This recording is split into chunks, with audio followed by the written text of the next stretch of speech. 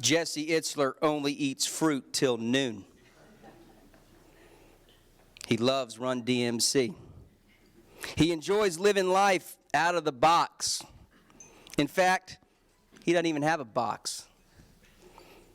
The author of New York Times bestseller Living with a Seal co-founded Marquis Jet, the world's largest private jet card company. He sold it to Berkshire Hathaway, NetJets. Jesse then partnered with Zico Coconut Water, which he sold to the Coca-Cola Company. He's a former rapper on MTV. How cool is that? My dream. Boom, shaka, bow, wow. When he's not running ultra marathons, that's 100 miles at a time. He's eating vegan food, or he's being a dad to his 4 kids. Jesse can be found at the NBA's Hawks games, where he's an owner of the team. He's also just an incredible human being, and I call him a good friend. He believes in building a life resume and tapping into everything that life has. I'm totally excited to turn this mic over to Jesse.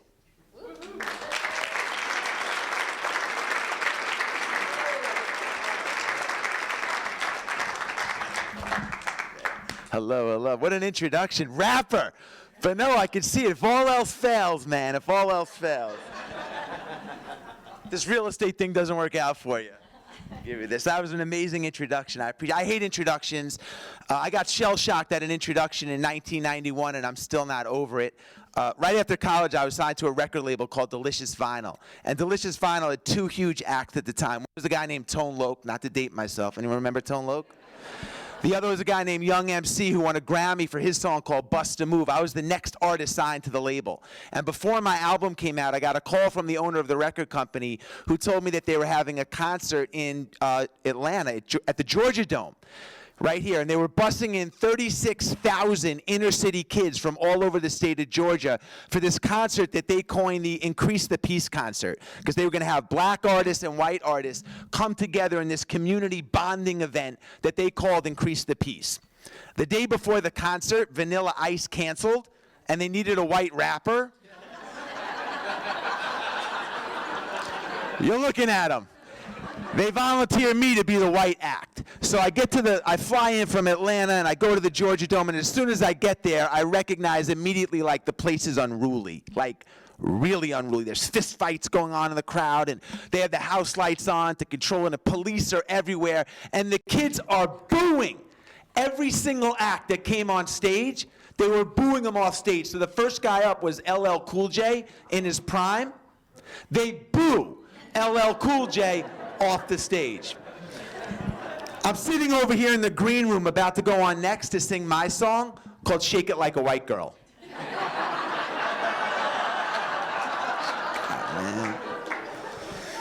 So I called my mother from the green room. I called my mom. I'm 21 years old, and I'm like, Mom, I got a really big problem, man. They're booing LL, and I'm up next. And she said, Sweetie, just be yourself, and they're gonna love you. Doesn't work like that, Mom. So I get up on stage. So the MC gets up and he's like, ladies and gentlemen, all the way from California, give it up for my main man, Jesse James, which is my stage name. Don't Google it. Definitely don't Google it. So I'm about to go on. I'm sitting in the green room. I have these T-shirts that the record company gave me. I had these T-shirts, so I grab them and I come up on stage and I'm like, there's this section over here, because I'm looking at the kids in the front row and they're pissed that I'm even invited to this thing. But I got these T-shirts. So I'm like, there's this section over here, want some free T-shirts? The kids go crazy. I throw them out. You guys on my right, you want some free T-shirts? They went nuts. I threw them out. Middle section, you want some free T-shirts? They all stand up. I threw them out. I said, thank you very much. Salt and Pepper's up next. I got the fuck out of there. Shit. Never let them boo you is my first business lesson ever. I'm sorry I'm late. I live 3 miles away from here. and I had a parent of 4 kid moment. I said in my GPS, Piedmont Driving Club, and it took me almost to Alabama. There must be 2 of these things. I'm like, this doesn't really look right as I'm driving. Anyway, I want to give you guys about, I don't know how much time we have, but what? We can go for a minute? All right, cool. I'll give you about 15 minutes on my journey as an entrepreneur. It was very unconventional, but I think there'll be some nuggets that everybody can apply, maybe become better at sales, whatever lane you're in, but I'll share some of my tricks, trade secrets. And then 15 minutes about telling a story about a Navy SEAL, a guy coined the toughest man on the planet, who came to live with my wife, myself, and my children, and the life lessons I learned from him and how I apply them to all the buckets of my life. Cool? Cool. A little bit about me. I went to American University in Washington, D.C. Anybody? You went? Come on. I graduated from there. Yes. What year? 1987. Oh, you're smarter than me. I could have got in there that year. That's good. I've never met anyone, actually, that went to American. Well, good. We're alumni partners. Well, the tuition at American University today is $40,000 a year. So for 4 years of $160,000 of my parents' hard-earned money, I can honestly say I remember one thing. I call it the $160,000 lesson. How many things do you remember?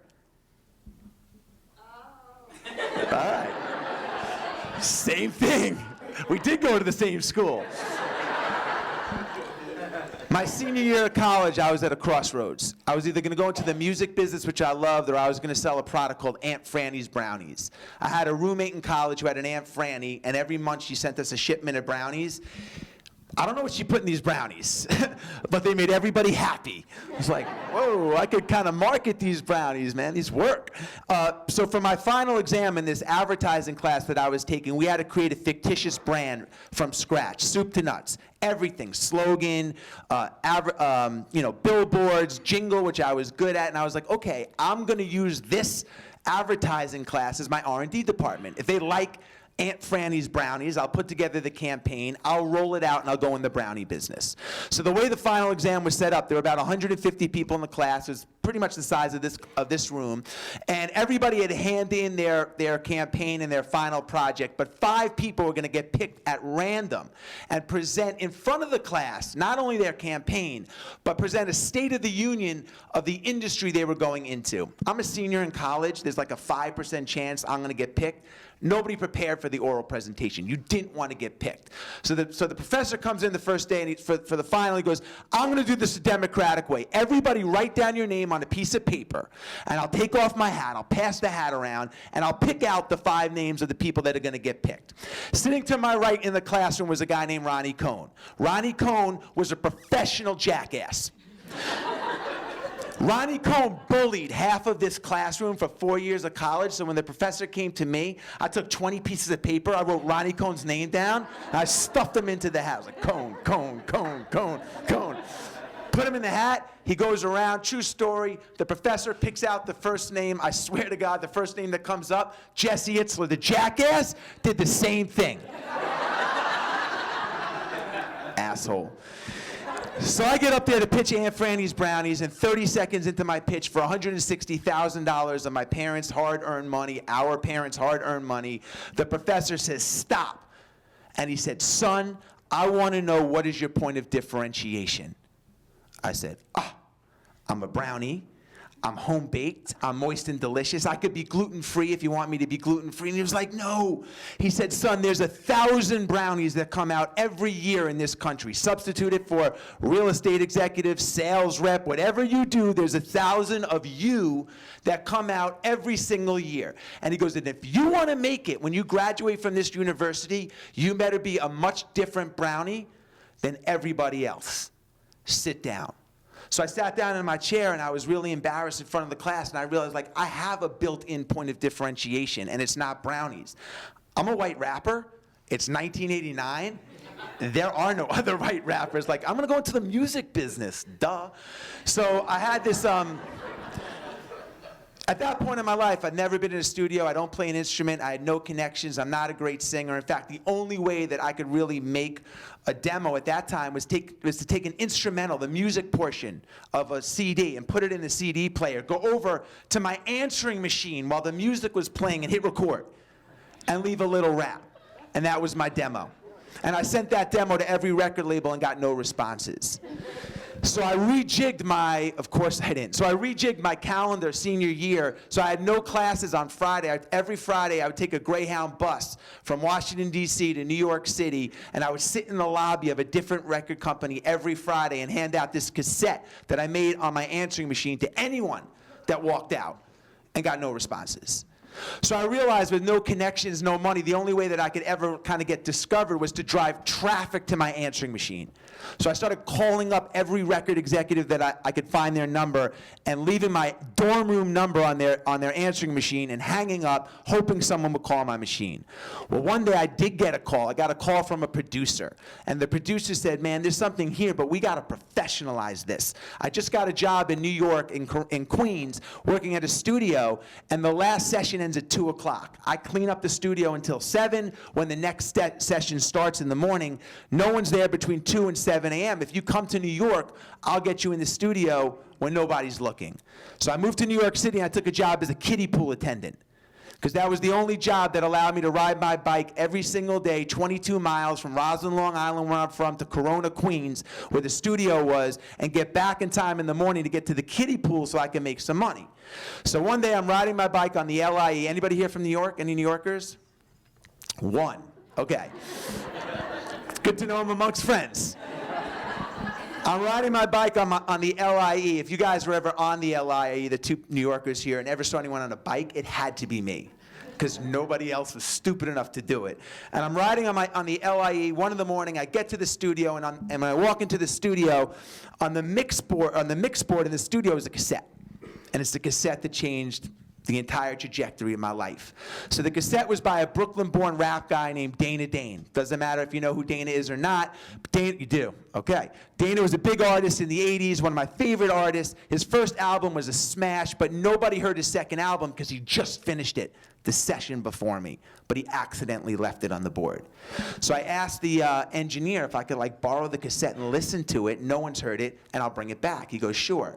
So the next day I'm flying to LA. I'm listening to it on my Sony Walkman. To further date myself, I'm 50, and I'm listening to it on my Sony Walkman, and I'm reading a magazine, and in the magazine it says the owner of Delicious Vinyl Records, Tone Loc, Wild Thing, Young MC, Bust a Move, this hot independent label. The owner's favorite artist is Dana Dane. So when I land, I cold call the label, and that's a theme in my life. If I want to get something done, I create my own luck. Pick up the phone and call. I'm not scared to call. Show up, bump into someone. If I want to track it, Bono, and I need him, I'll find him and bump into him in the street or something. I create my own luck. I cold call him. I get all the way up to the CEO, the founder, Mike Ross's assistant. I said, hey, I'm a friend of Dana Dane. I know that Mike is a big fan of Dana's. There's an old saying by Harry Truman. If you can't convince them, confuse them. She has no idea what I'm talking about, man. She comes back on the phone. A minute later, she goes, Dana, Mike is so excited to meet you. If you could come for 2 o'clock for lunch, Mike will have lunch with you. Dana will be there at 2 o'clock. By the way, Dana's a black guy from Brooklyn with gold teeth. 2 o'clock comes, I buzz myself in, I'm here to see Mike. They whisk me up, you must be Dana. They put me in the office with all these gold records. I'm sitting down, and in comes Mike Ross. And he looks at me and he says, who the are you? I said, I'm Jesse, I work with Dana. He said, you work with Dana, what do you do? I said, I'm a rapper. He looks at me and he goes, that's impossible. I said, no. I said, well, while we wait for Dana, can I put my demo in? He goes, sure. And I go, to myself, great, because we're going to be waiting a really long time for Dana, somewhere in Brooklyn. So I put my cassette in, and 30 seconds in, he says the 4 words that every struggling artist wants to hear. Who is your lawyer? I got a record deal. Except I didn't have a lawyer. I had a dad. My dad owned a plumbing supply house in Mineola, Long Island. So I'm like, my dad's my lawyer. I didn't know what else to say. I go, my dad's my lawyer. He goes, your dad's your lawyer? I go, yeah. He goes, great, I'll set everything up with your father. So I leave the office and I call my dad. I go, Dad, it's your son. I'm 21 years old. It's your son, man. I got a record deal. Your son got a record deal, but don't screw it up. So my father's from Brooklyn. And he could be like, take advantage of my son, I'm gonna fly out to California. I said, all I want you to do is when they call you is say, please fax all the documents to my assistant. And my father goes, I don't have an assistant. And I'm like, yes, you do, Mom. So they faxed all the documents to my mother, and I signed them sight unseen. Boom, big mistake. But then I made a bigger mistake. I took my foot off the gas pedal. It's very important when you hit your goals, whatever your goals are, you check the box, you reset your goals, and you move on. I didn't do that. That was my only goal, get a record deal. So I took my foot off the gas pedal. I don't get picked up for a second album. I get thrown off the label. I moved back to New York City with 2 things on my resume: kiddie pool attendant, rapper. It's not going to get you here to talk to this group. But my wife always says you find your true purpose at the intersection of these 3 things: what it is you love to do, what you're good at, and providing something positive to the world. If you figure out what it is you love to do and you do it, you become really good at it, and you're offering some kind of product or service to the world, you've really found your purpose. I love music, I love sports, so I decided to marry those 2 things. And I wrote a theme song for the New York Knicks. It was called Go New York Go.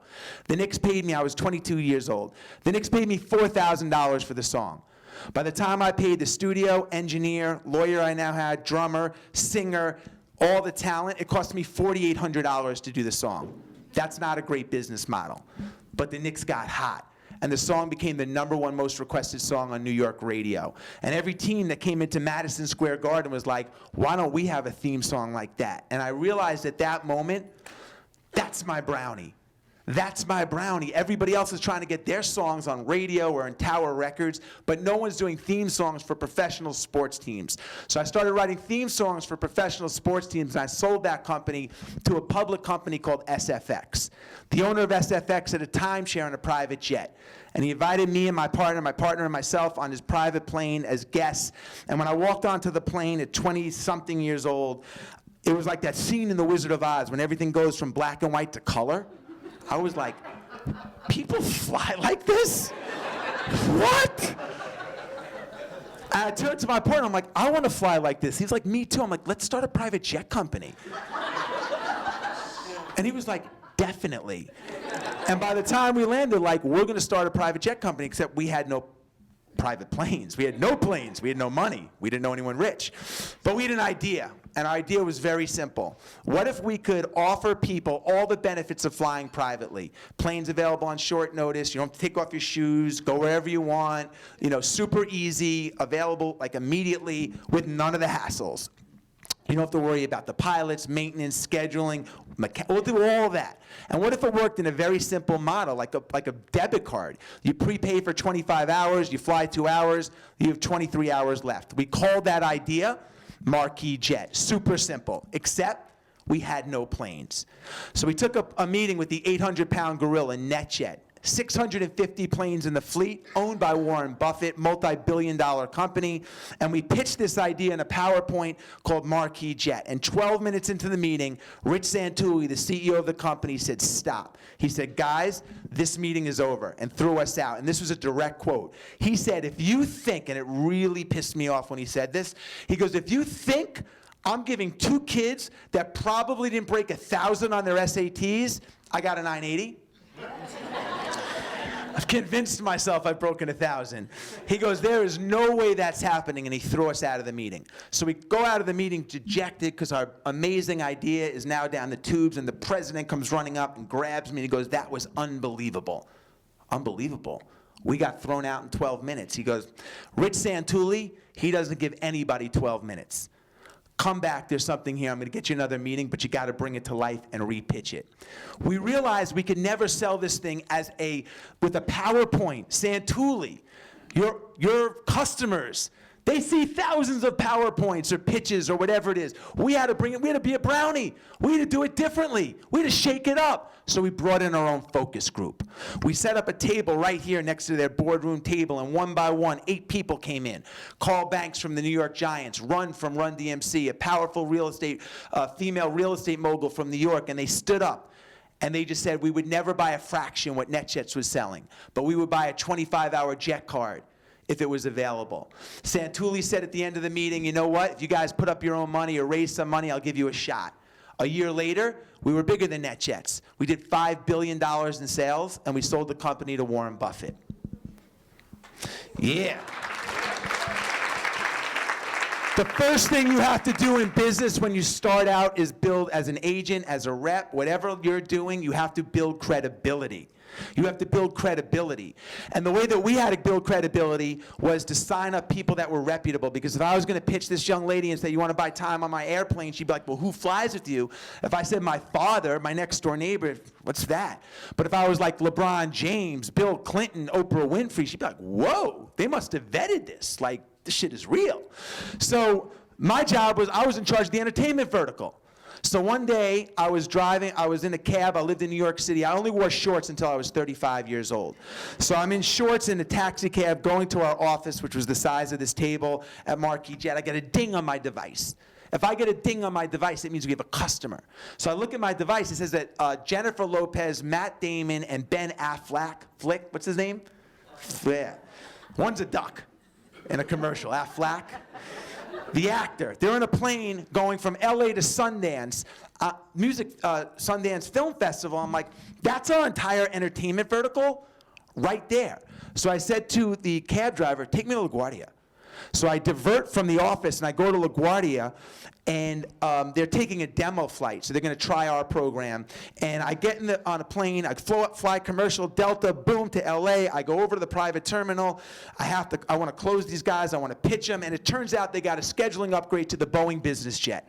The Boeing business jet's like Air Force One. It's a $55 million airplane with a bed. It is ridiculous.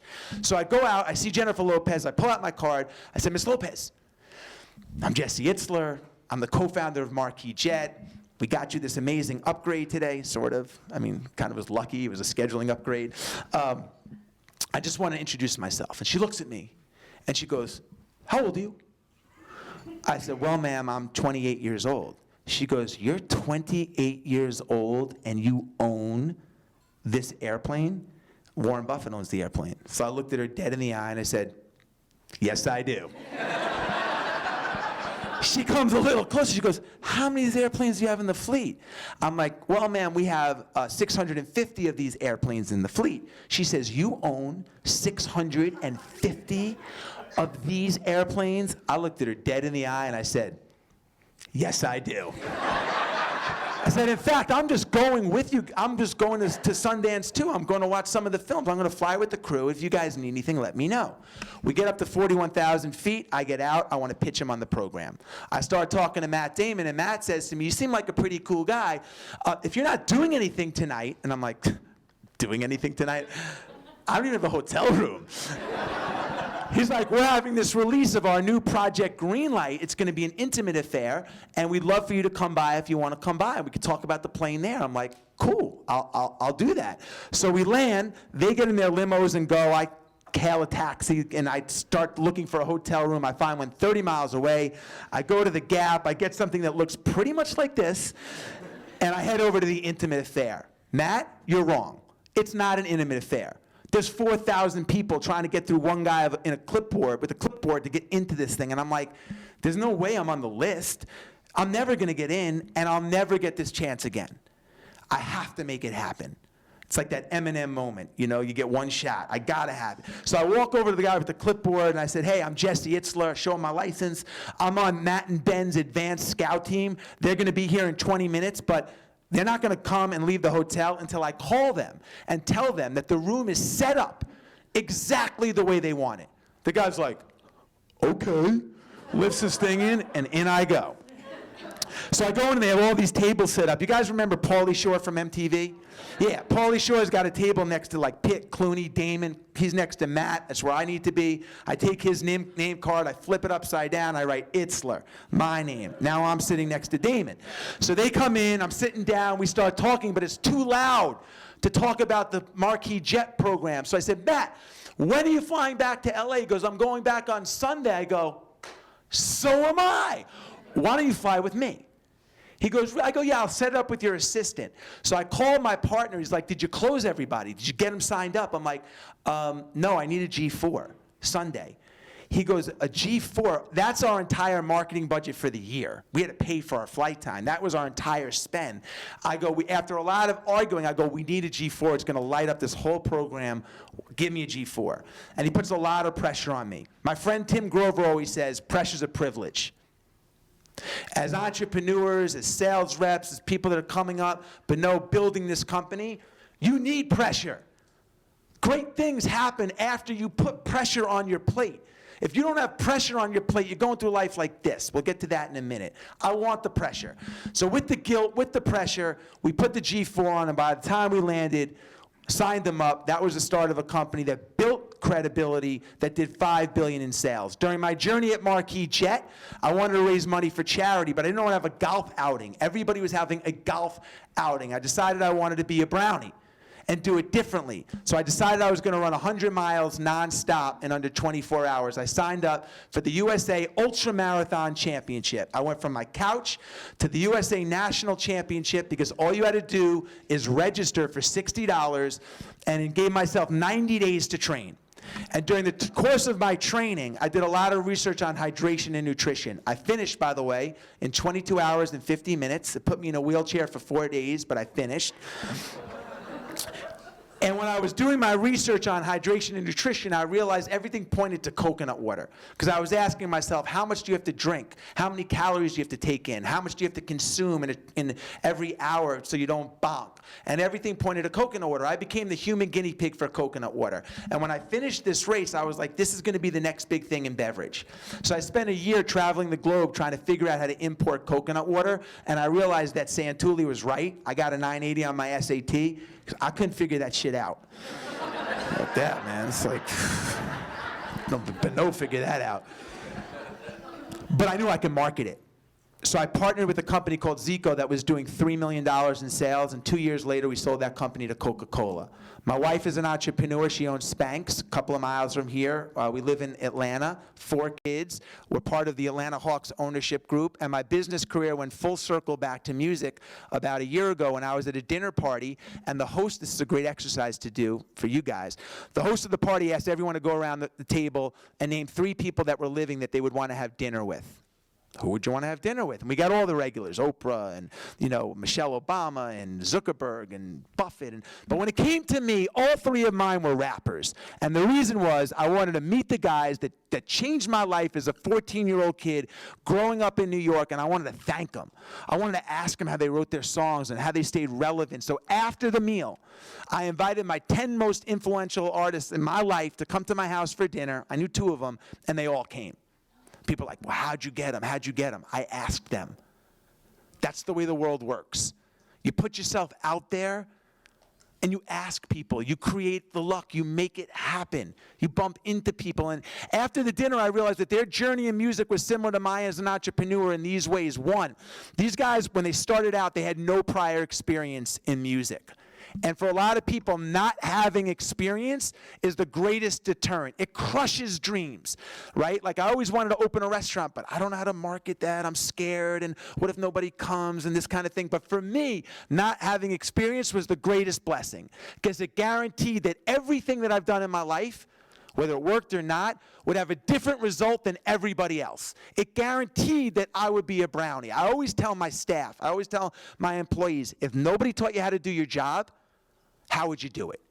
If you ripped up the real estate book like he did, how would you do it? How would you change the game? How would you sell it? How would you approach people? How would you retain your customers? How would you follow up after the sale so you get more referrals? If no one taught you how to do it, how would you do it? Not the playbook. The second thing is that these guys were so young, they had no time to be scared. And once you get over the fear of being embarrassed, it's the most liberating gift you can give yourself. Now, I don't like to be embarrassed. Nobody in here likes to be embarrassed, but I'm not scared of it. But it wasn't always like that for me. When I was a kid growing up, when I was in college, I liked this girl. We were in the same class together with 400 people. She didn't even know I existed. But for 6 months, I had a full-blown relationship with her in my head. I loved her. She didn't know I was even in the class. Because our relationship was going so well, I decided to invite her to my senior formal. But I was so scared that she would say no. I was so scared of the rejection. I asked my roommate. I had to have my roommate call her up and say he was me. I couldn't even call her. Fast forward 20 years later. I like this girl. She's the founder of Spanx. I want to get on her radar screen. I'm about to run that 100-mile race that I just told you guys about. I got to get on her radar. I got to meet. So I call up her assistant. I said, Lisa, this is Jesse Itzler. I'm about to run this 100-mile race, and I will run the entire 100 miles in Spanx, women's underwear, for a testimonial or a donation from Sarah. She puts me on hold. She goes, Sarah, some lunatic is on the phone. He said he wants to run 100 miles in Spanx. Sarah says, I think I know that lunatic. A year later, she married the lunatic. 4 kids. So, yeah.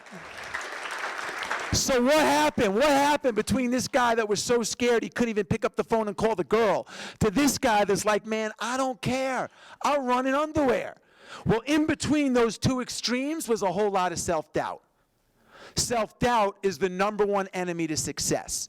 So if we could all beat up our own self-doubt, we'd all be more successful in every bucket of our lives. How in the world do you do it? That's what I want to talk to you guys about today. So a couple of years ago, I'm running this race. It's a relay race. It's a 24-hour race in San Diego. Here's the format of the race. I did it with 5 friends. It's a relay. You run a mile, you run a mile, you run a mile, I run a mile, whatever. Team runs the most amount of miles in 24 hours wins the race. I'm with 5 friends. Sitting to my left is the guy that has nobody to relay with. He's his own relay team. He has no friends. 285-pound African-American guy, jacked up, sitting in a chair, just looking pissed, ready for the race. I'm with 5 friends. The race is unsupported. They provide nothing. It's on a dirt, 1-mile, unlit parking lot in San Diego. They don't even provide water. You have to bring all your own supplies. I just sold my company to Warren Buffett. I way overdid my supply. I had a Whole Foods truck pull up. I had a tent, man. I had 4 masseuses, like... What? This guy? 3 items. A fold-up chair, a bottle of water, and a box of crackers. That's it. 285 pounds. I'm thinking to myself, how in the world is a guy that weighs 285 going to run 100 miles or 24 hours with crackers and water with that much weight? And sure enough, at mile 70 miles in, because of his weight, he broke every single bone in both of his feet.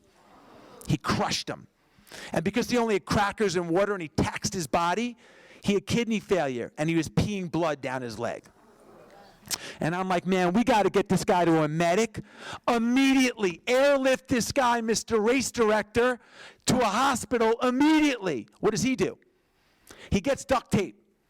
He duct tapes his feet, picks himself out of the chair, runs another 30 miles to get to his goal, and then runs 1 more in case they miscount it. I gotta meet him because whatever secret sauce this guy has, whatever got him out of the chair, there wasn't even an award. He don't get a ribbon, nothing for finishing this race. Whatever got him out of the chair, if I could teach that to my kids, to my employees, if I could learn that and apply that drive to everything that I do, whoa. So I Google him, I learn he's a Navy SEAL. Crazy backstory. I'll give you 2 minutes on him. Black guy, grew up in Brazil, Indiana, 20 miles from the Klan, so he got ridiculed and beaten up, bullied, loses his self-esteem, balloons up to 300 pounds, joins the military, drops out, becomes an exterminator, decides he hates the direction of his life, he has to make a change, decides he wants to become a Navy SEAL, loses 100 pounds to join the SEAL program, loses some friends in a helicopter crash, decides he wants to be a brownie and raise money for the kids of the fallen soldiers. So he Googles the 10 hardest things in the world to do and becomes one of the best endurance athletes on the planet. He breaks the Guinness Book of World Records for most pull-ups in a day, does like 4,030 in 18 hours. He goes from this guy that I saw at the race to this guy. He's engaged. Sorry, ladies. I gotta meet him. So I cold call him. I pick up the phone. He goes, I'll give you 20 minutes if you come tomorrow. I fly out from New York, where I was living, to San Diego for a lunch meeting. We're sitting in the lunch meeting, and 5 minutes into the lunch meeting, I realize I'm never getting the secret sauce in a meeting.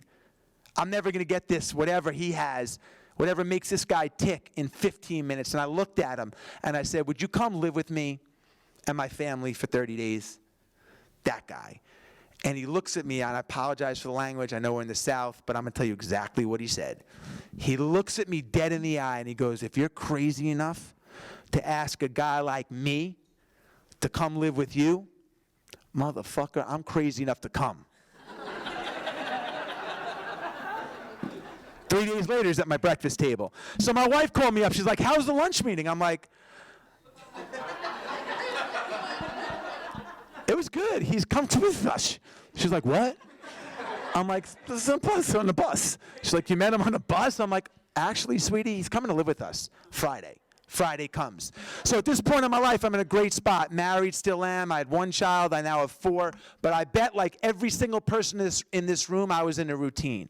And my routine was get up, work out, go to work hard, come home, dinner with my wife, put my son down, watch a little TV, and repeat. Routines are great, but routines can also be a rut.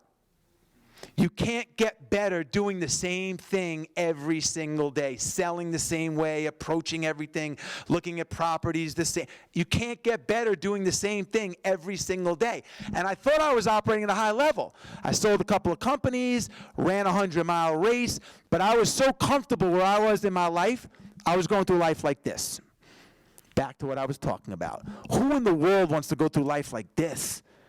Man, I want to go through life like this. I want to learn, I want to grow, I want to experience, I want to see what I'm made of. I want to build my life resume. I want to keep putting things on my plate that make me grow. I don't want to be the 80% version of me. But I was so comfortable in my routine, I couldn't get out of it. So I said, man, get me out of my routine. He said, you got to do whatever I tell you, otherwise I'm leaving. Roger that. Friday comes. He comes in my house, he's got a little Huck Finn knapsack, and I'm like, huh. If I'm going to New York City in the winter for 30 days, I'm checking 3 bags. He's got this little like knapsack. I'm like, simplicity. Made a mental note of that. We'll come back to that. He comes in. I said, Seal, make yourself at home. I call him Seal. Seal, make yourself at home. My home is your home. He goes, no, I don't have a home. I said, no. Make yourself at home is just an expression. He comes over to me nose to nose and he goes, I don't operate in expressions. It's going to be a great 30 days. Cool. No more expressions. He goes, in fact, I want to see how strong you are so we can map out the month. So we go up to down to the gym to the pull-up bar. He says, let me see how many pull-ups you can do. I get on the bar and I get 8 pull-ups. It's a lie. I got like 6. Exaggeration. I get like 6 pull-ups. He goes, I wait 30 seconds, do it again. I wait 30 seconds, boom, do it like 3 or 4. He goes, wait 30 seconds, drop down, do it again. I get up, I get maybe like 1 or 2, I drop down, he goes, wait 30 seconds, I want you to do it again. I get up on the bar, I maybe get 1 pull-up, and I drop down, I go, okay, I'm done. I could definitely not do anymore. I said, what's next? He said, what's next is we're not leaving until you do 100 more. Maybe in Navy SEAL land that's possible, but in my apartment, that's impossible. I go, there's no way I can do it. And he said, you know what? I already know what your biggest problem is, what our biggest problem is, and that is the limitations that we put on ourselves are self-imposed. The limitations that we put on ourselves are self-imposed. I'm going to prove it to you right now. Get on the bar and give me a pull-up. So I do a pull-up and I drop down. He goes, I want you to wait and do it again when you're ready. And I did it again and did it again, and an hour and a half later, I did all 100. And I said to myself in that moment, if I'm under-indexing by 100 pull-ups, if I'm leaving 100 pull-ups on the table, what are the areas of my life am I under-indexing in?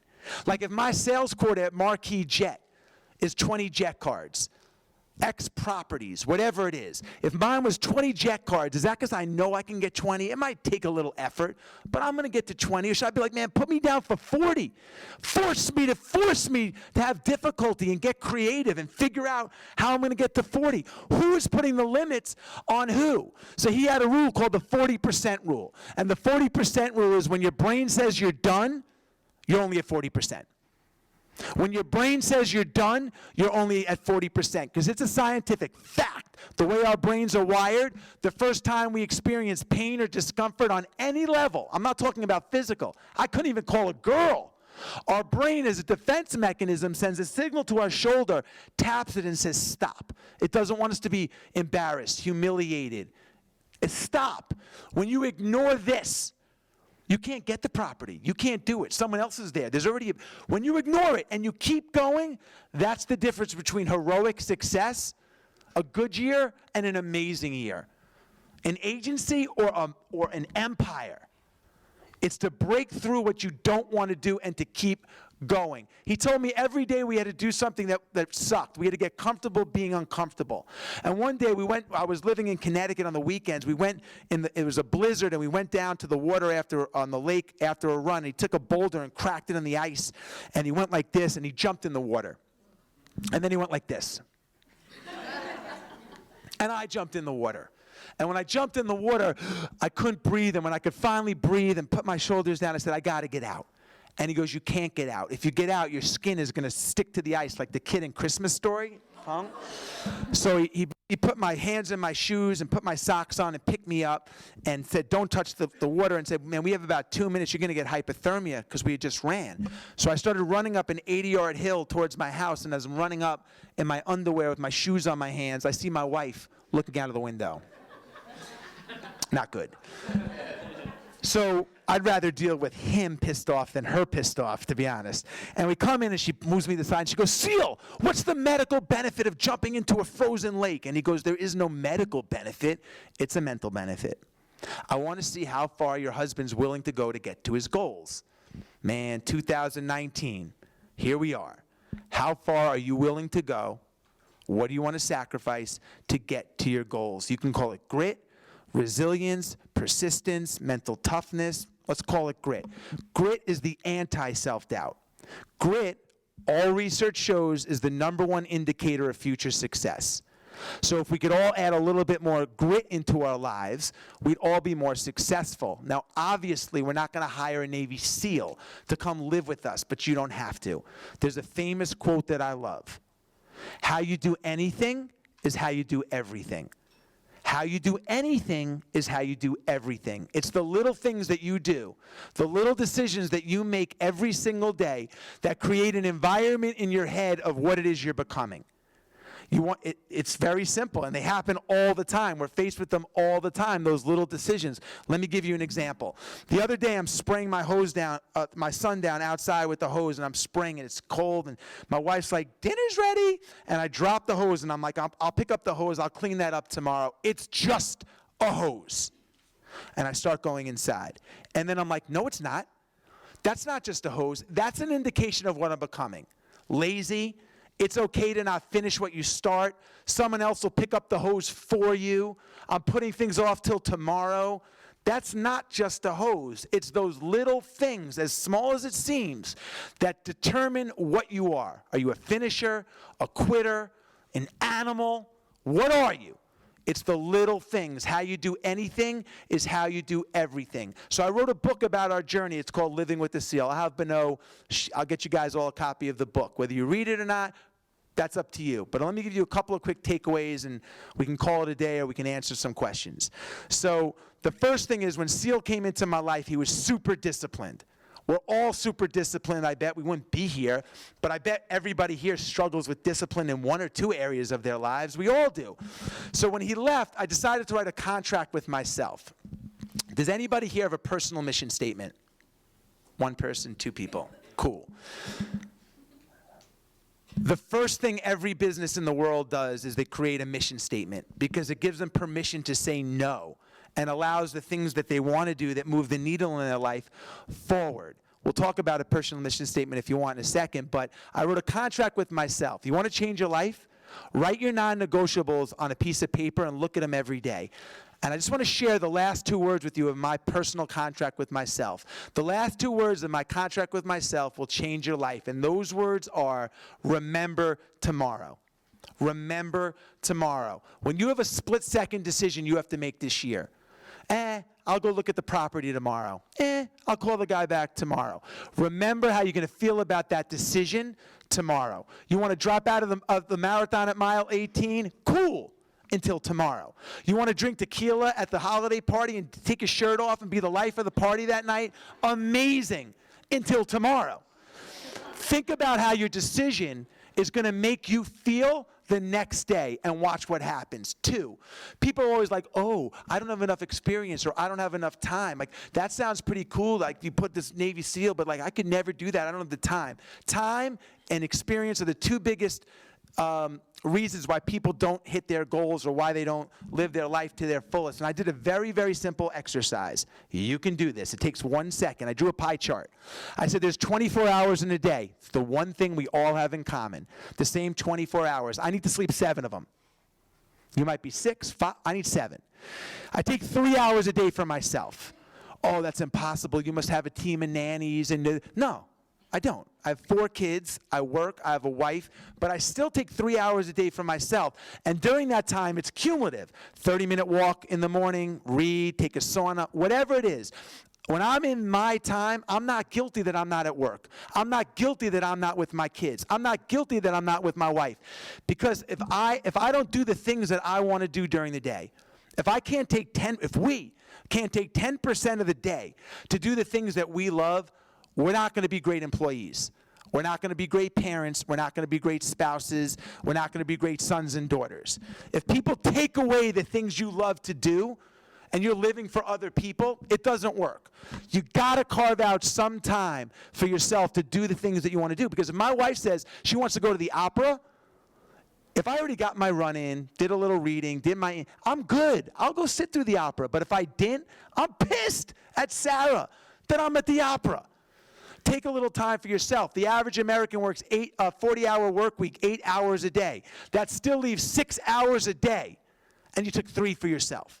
Now, obviously, you have to commute. You have family. I get it. My point is, nobody in here is in the second chapter, is in the first inning of their life. We're all in the second and third chapters of our lives. The average American lives to be 78 years old. I'm 50. That means that if I'm average, I got 21 summers left. That's not a lot of time, man. All right? I just climbed Mount Washington, one of the toughest mountains to climb in the world. There were no 70-year-olds on the summit. That window shrinks. In 2019, if you want to have a big year, you got to do it. As adults, it's hard to create newness. It's hard to create the drive to be a great salesman or to crush it this year. But you have to do it because the window, those 21 years, man, 27 years, they go fast. It's now. And the third thing is when the rappers came to my house, that was a bucket list item. And I'm a big believer in bucket lists, but I'm a bigger believer in dropping the B in bucket and adding an F and creating a list. And those are the things that you always wanted to do, but it wasn't the right time. I didn't have enough experience. Those are the things that require preparation, maybe failure, hard work, but those are the things that make you feel most alive. You grow when you step into the unknown. So my one advice before I leave here, there's an old Japanese ritual called the misogi. And the notion around the misogi is every year you do something so hard, one day a year, so different, so out of character, that the benefit lasts the entire 364 other days of the year. We're in January. What's the one thing that you're going to do that's going to define this year, that's going to change, something that you can remember and hold on to and build from before those 27 years go like this? So I have a quote, I'll leave you with this, that I look at every single morning on my wall. It's in my gym. And it says, I didn't come this far to only come this far. Nobody in this room came this far to only come this far. You wouldn't even be here if that was the case. We all want to go like this because we have one shot, and we don't want to be 80, look back and be like, oh, I was the 80% version of what I could have been. But if you want to make changes, you want to have a great year, man, it's up to you. Not Beno. It's up to you. And you better start doing it now. Give it up for Jesse, guys. Yes. I just want to say one thing. You guys are really lucky because you're working under the leadership of a disruptor. And this is a guy that came in and said, I'm going to do it differently. I'm going to approach this differently. I'm going big. I'm going to be loud. I'm going to do my thing. I don't care what anyone else says. I'm going to advertise different online, web, this, that, all the little tricks. And that takes courage. And to be under that kind of leadership and have the freedom to build your own personal, book and just be successful in that environment is really, it's unusual and it's lucky. And I just hope you guys appreciate the opportunity. And you might not get it again. So maximize it.